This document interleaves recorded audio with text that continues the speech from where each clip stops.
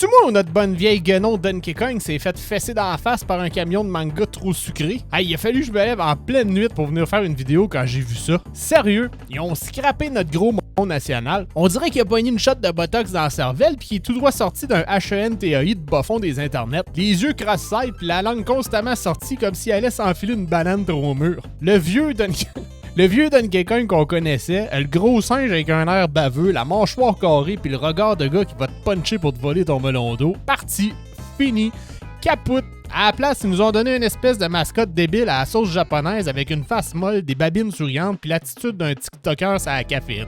Puis en plus, ils ont trouvé ça brillant d'y mettre des pantalons. Je te jure, ils ont foutu des pantalons.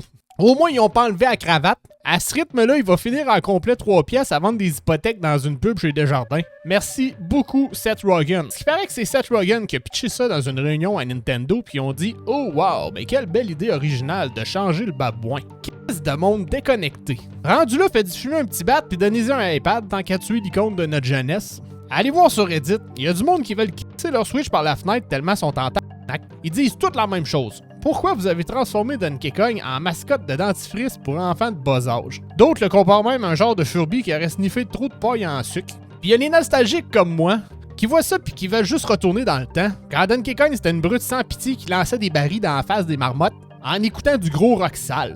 Même le gars qui a désigné l'ancien Donkey Kong, Kevin Bayliss, dans le temps de Rare, il essaie de nous faire gober que c'est bien bon puis que ça permet plus d'émotion puis de flexibilité. Ouais, ok.